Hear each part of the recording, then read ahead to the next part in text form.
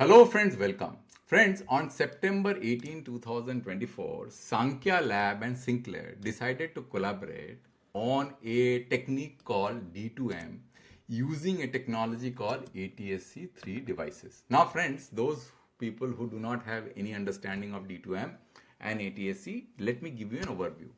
D2M is direct to mobile.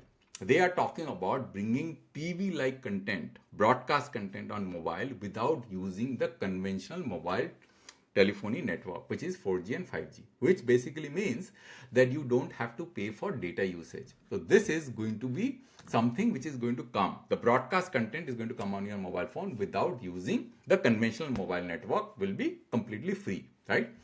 The ATSC is a technology which enables this capability. So it's like a framing technology which enables this capability. So if you look at this article, there are many points of references in this article, and I'll point to some of the key references which I have underlined. First, the trial is going to start in the first half of 2025, and we are already in the flag end of the first half of 2025. So let's hope the trial starts soon. And then they are talking about there will be a huge demand because the mobile phones that we have. And then they are talking about feature phone, right? Feature phone users are going to get benefited because they are already budget users. They don't want to pay for data. And it also says that ATSC has got certain capability which is much better compared to conventional broadcast technologies because of this concept of frequency interleaving. What is frequency interleaving? When you are moving with a mobile phone having D2M capability, there is always going to be chances of signal fading, and this frequency interleaving actually mitigates that issue. Now friends, the reason I'm doing this video is that to tell you that what are the facts and the challenges of integrating this kind of capability on smartphones, right? Different type of network configuration I'm going to talk about, and you will understand the challenges and what should be the way forward. That's the whole idea, right? So without wasting any time, let me go to my presentation. So my presentation title is Why Terrestrial Broadcasting Struggled with Mobile Integration. Now friends, this D2M is not going to be using technology, using spectrum which are going to be for satellite. It is going to be using the same spectrum which Doordarshan used to use for their conventional analog broadcasting. So there is a tower here. You know that conventional analog broadcasting is this is the tower of a height of 100 meters, and this tower uses frequency band which are 526 to 582 megahertz. Right? Even it can be, a little bit lower than that. I just mentioned it 526 to 582 megahertz because this is the sweet spot. And it used to enable the reception of TV in the houses using an Yagi-Uda antenna. So the concept is that you have a high power tower and it transmits 50 kilowatts, 100 kilowatts, whatever the transmission power is. The signal is thrown from the tower on all the sides, and then the houses will receive the signal using a Yagi-Uda antenna. And then in the TV that you have inside your house, you should have a wiring inside your house, and using that wiring, you will be able to watch TV. So this is the conventional terrestrial broadcasting, which we have already seen. Like if you are in my age, I have used this in my house at the time when Asian Games was there in 1982. This is the concept. This is what we basically used to use to watch the games, right? So this is a very old concept. So this frequency band is held by Doordarshan from that point of time. And then what happened was, because this technology, which is analog in nature, had some limitation, so they converted into digital, but by that time other options came. So what I am going to talk about in this slide is that what is the problem that we are going to face with high power analog or digital transmission, both. What kind of problems? Is it suited for mobile reception or not, is what we are going to answer in this. So the limitation of high power broadcast system is, the biggest limitation is that indoor penetration. Indoor means inside the house, right? It has got a lot of problems. It does not penetrate easily indoors. So when you are transmitting the signal like this, you will find it very difficult to penetrate inside the house. So there will be poor indoor coverage, line of sight dependency. The signal has to be like, that's why you need an external antenna. Signal loss over distances, insufficient and inefficient spectrum usage. Insufficient means less spectrum. You cannot have too many channels. And then there will be inefficient use of spectrum, which I'm going to discuss in the next slide. and limited mobility support, because this is not a mobile system, because it required a Yagi-Uda antenna in order to receive, right? If you are going to use it for mobile, this will become completely useless. It's not going to work, right? Because of the reason that mobiles are generally inside the house, right? So why it is inefficient as far as spectrum usage is concerned, right? So this is the reason why. So if you go to this slide, you will understand that typically you have got a 8 megahertz of bandwidth in the frequency band we mentioned. So your channels, the TV channels, are going to be focused or concentrated within the 8 megahertz of bandwidth. Now, if you are going to have a high power RF wave, which is 50 watts, the filter designs are going to become extremely complex, and there will be some spillover outside the band. Here in this region, you can clearly see that there are going to be spillovers here. So you can't really have your adjacent channels, right, which are co-terminus with this channel when you are transmitting, because otherwise what will happen, there will be interference. So you have to keep certain guard band between your channels, which is going to be a wastage of spectrum because of this reason of high power broadcasting, right? That is why inefficient spectrum usage, right? Now, because of this problem of high power broadcasting, which is what? Which is that you have got limited amount of spectrum. You cannot pack large amount of channels. You have got inefficient spectrum usage because of the reason which I explained to you, that you have to leave guard band. And as time progressed, the lot of channels became very, very easily available. Therefore, what happened was this satellite-based broadcasting became the talk of the town. So what you are doing now in satellite base, it is the conventional DTS system. So you have satellite, and then you have a dish antenna on your house, and then the dish antenna is wired inside the house, and you are watching TV. Now, why this works better than terrestrial high power transmission? It gave way to satellite based broadcasting because you are using this in high frequency band where the bandwidth is quite high. Means you have got a larger bandwidth compared to 8 megahertz. You may have bandwidth as high as 1 gigahertz or more. So because your bandwidth is pretty large, you can pack large amount of channels. And because of large amount of channels, then a single dish can receive a very large amount of channels. So you don't have to, you're not limited by that 56 or 100 megahertz of bandwidth or even less. So number of channel increases made the high power transmission using terrestrial network less useful because of the infrastructure cost becomes very high, and satellites have become very affordable and easy, and it is cost effective, and it has got ubiquitous coverage. So high channel capacity, it can support very, very high definition, ultra high definition channels, wide frequency band, no terrain dependency, no shadow zone, better rural reach, right? Release low frequency band, multilingual support. So there are many, many advantages because of this. The satellite system started working. Now, let's go to the next slide. Now, what are the problems with high power, which we have discussed earlier? But here we are going to talk about why high power terrestrial broadcasting, even if you want to use, is going to be great for TV. TV means the conventional TV which we spoke about here with a Yagi with the antenna and a TV wired inside your house, but not for mobile phones. Right? Briefly, we have touched upon this in the earlier slide. It is not good for mobile phone because of the key reason that as the signal gets propagating from here, from the high power base station, the indoor penetration of the signal inside the house is pretty bad.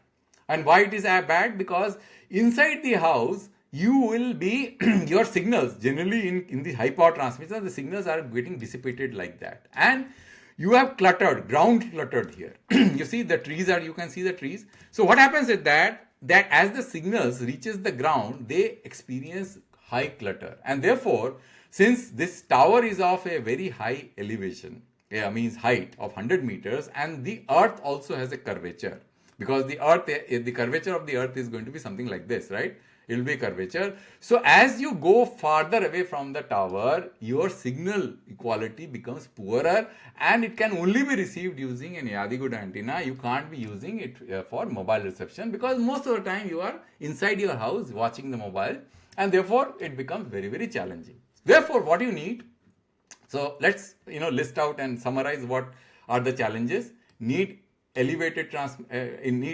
transmission because it has to travel very long distance, the RF signal. Ground clutter weakens the signals. Rapid signal attenuation near the surface. Poor indoor penetration. Designed for outdoor antennas. Low frequency means large wavelength. Therefore, even if you are trying to integrate into the mobile, you need something like this, some system like this, which will protrude out of the mobile, because there has to be an antenna which will be able to receive the signal because of this equation that you have. Lambda is equal to C by F. So you know that it's a broadcast spectrum. So the frequency is going to be low, velocity of light is constant, though your lambda is going to be large, and you can't be packing that antenna inside the mobile phone. So you need something external, right? In order for a better reception. Therefore, you require an external dongle with this kind of mechanism, which is make the system very, very ugly. And orientation has to be properly done in order to make a reception inside the mobile much more, practical, right? So that you can view the signal. Otherwise, there will be a lot of distortion, right? And reception depends upon the device orientation. Seamless viewing not possible while moving because of the system. And best use for fixed position. Means ultimately this device is going to be a smaller TV, which you have to integrate on your table using a system like this, which has to be set properly, maybe outside your house or near the window, right? So that is where the high power transmission fails. Now, because of the high power transmission issues, people have now thinking of low power broadcasting towers, which will operate similar to what a conventional mobile system is. Now, you might have already seen the conventional mobile system works like this. You have got so many base stations, all are located nearby, and their footprints almost like co-terminus with each other. So you will have a similar system which will be almost like a carpet to carpet with a mobile. And what is the advantage of this kind of system? This system is much more efficient from indoor penetration. And this being a UHF spectrum, the penetration inside the house is going to be better, and you may be able to use your mobile phone with the capability to receive broadcast signal, and you will be very happy. Look at this guy, very, very happy, smiling, you watching mobile TV inside the home. So low power broadcasting enables mobile like coverage and a superior indoor penetration where most viewing happens, right? So that is the advantage of this. But there is a huge challenge, and we are going to talk about the challenge in the next slide. Now, friends, before looking at the slide and getting overwhelmed by this picture, let's understand and go back to that slide which we spoke about initially. So this slide. Now, friends, what you are doing in this slide, in this particular case, what is happening? This is a high power terrestrial TV transmitter. The advantage of this high power terrestrial TV transmitter is to mitigate the number of tower locations, because the coverage area is going to be quite large, right? Footprint is going to be quite large. So you will have less number of tower location. Because you have less number of tower location, locating the CDNs, the content delivery network, which is going to be pushing the content using the high power transmitter, is less challenging, because you will have less number of location to integrate the CDNs, which are going to be servers from where the content is going to be fed into the tower, and then from there it is going to flow. Otherwise, how will you package the RF with the content unless you have something down below which is injecting the content, right? So the number of locations, because it is going to be less, it is possible to practically manage the CDN network for high power, and therefore this TV kind of reception works. Whereas in case of a low power system, which are the hidden challenges, you need to have so many tower location where this content delivery system has to be located to cause injection. Otherwise, how will you ensure this high quality TV broadcast content, which is going to be 24 hours on, and because you can't be just watching TV on demand or video on demand, right? It's a broadcast content is continuously 24 hours on. So there has to be some server, right, located near this base station to be able to drive those content into this base station, and these servers has to be connected using a mesh network, which is an optical fiber network, so that they are in sync. Otherwise, what will happen? If they are not in sync, how will you watch live TV show here? Because if this content is of different time and you have moved here to here, you are driving or doing something, suddenly you will miss out certain program, which is going to be a problem. So there has to be some kind of connectivity, optical fiber. Now you understand the challenges. The challenges are that you require high tower density. Why? Because this is a conventional mobile network. This is almost, it has to be replicating, the footprint has to be replicating conventional mobile network. So number of towers that you need for conventional mobile network, you will require the same number of towers, right? For the low power broadcasting, right? So, and if you do that, first you have to make that investment. You have to basically, put those equipment in the tower, pay rental, pay for power, operational costs, etc. On top of it, you need to have these CDNs which are going to be connected using optical fiber. It is going to exponentially shoot up the cost. So it requires content injection points, each and every location, heavy backhaul bandwidth requirement. It is not economical in rural areas. Irrespective of the narrative that low cost feature phone. Look friends, we don't have our 5G and 4G conventional network in rural area in a conventional form, right?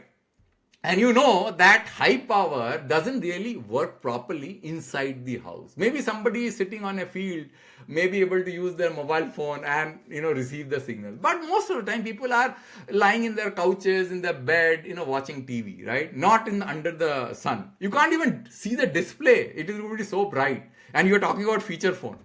Therefore, it is going to be not for rural areas because the intensity of the deployment is very, very large. Limited scalability without huge network integration, because these mobile devices will require network integration and it requires direct to mobile integration to scale. And we are going to talk about this in the next slide, right? So let's go to the next slide where I speak about both the options, the technology options. Now friends, in the beginning of this presentation, I talked about ATSC 3, and which is getting promoted. I have no qualms about technology, but the problem is more political in nature. See, there is a competing technology called 5G broadcast. Now, 5G broadcast is integrated with 3GPP standard. So everybody is working towards 5G broadcast and they are going to bring their own broadcasting technology integrated with the handset. Now, if they have their own broadcasting technology, which is going to come very, very soon, maybe next 2 to 3 years, why would they integrate ATSC 3 on their smartphones? And that is why it is not possible to have a seamless integration, because I told you the challenges that we have to integrate any kind of broadcast technology in the UHF band, because it will make your smartphones very, very unwieldy.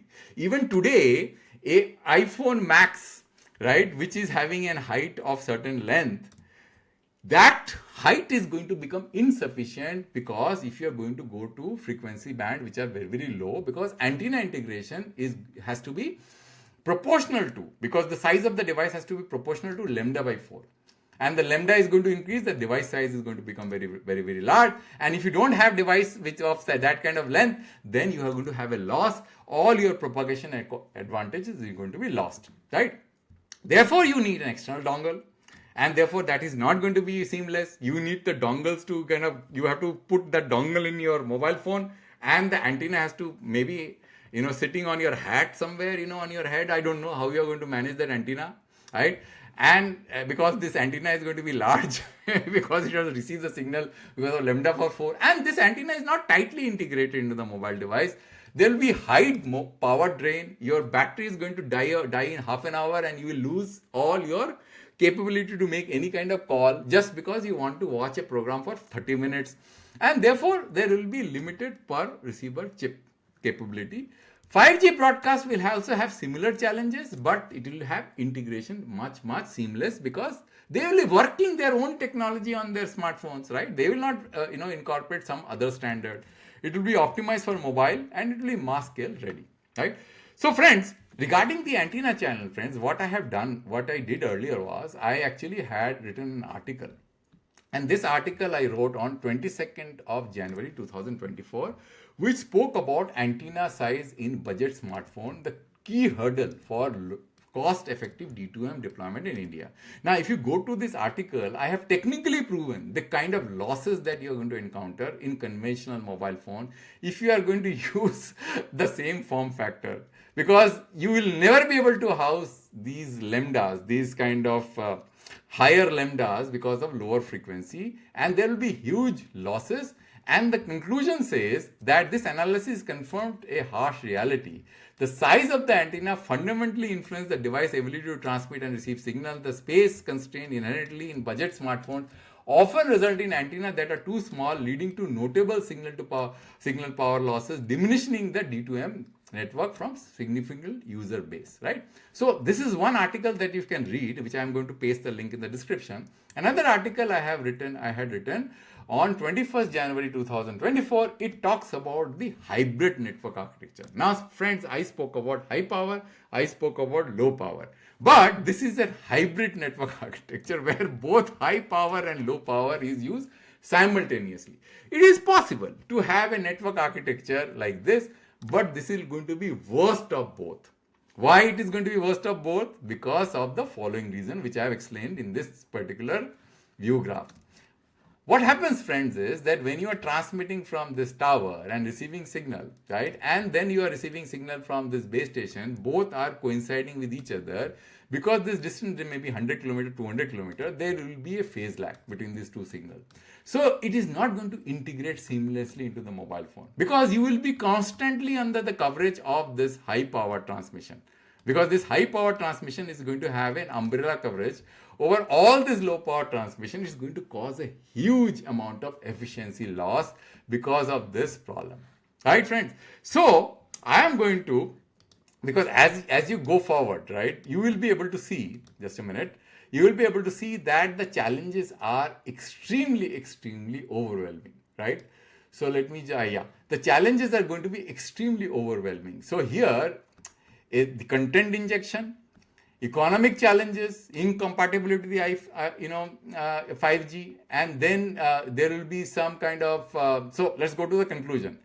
Assessing the viability of D2M mobile project in India amidst multi-factor challenges. So you see that, let me read out this. India's ambitious D2M project leverage Prasar Bharati infrastructure in mirror complex of technical array. Technically, it grapples with spectrum inefficiency, which is spoke about risking 15 to 20% degradation due to this kind of architecture. If you are going to use this kind of architecture, which I spoke about here, the hybrid architecture. And those things which we already spoke about, when you do high power and low power, poor indoor penetration, and external antenna, and not proper integration. So we need to have a different strategy. Now, what will be the strategy? The best strategy is that use low frequency spectrum for mobile like networks. Don't use broadcast, low frequency spectrum for broadcasting, because it doesn't have that much amount of quantum of bandwidth. So you need to use that spectrum for conventional mobile kind of network where the video is on demand. It is not that continuously the content is flowing all the time, where the load on CDNs are going to be very high.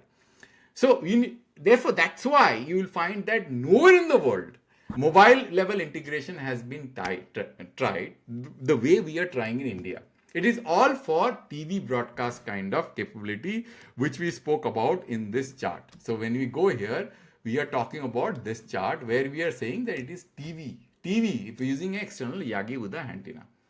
So friends, I hope that I have tried to do justice to this presentation. And if you have any kind of comments or suggestion, let me know. And I'm going to paste the link of those two articles which I had written earlier in the description. And many thanks for listening till the end. And I'll come back with a new video next time on a new topic. Thank you very much.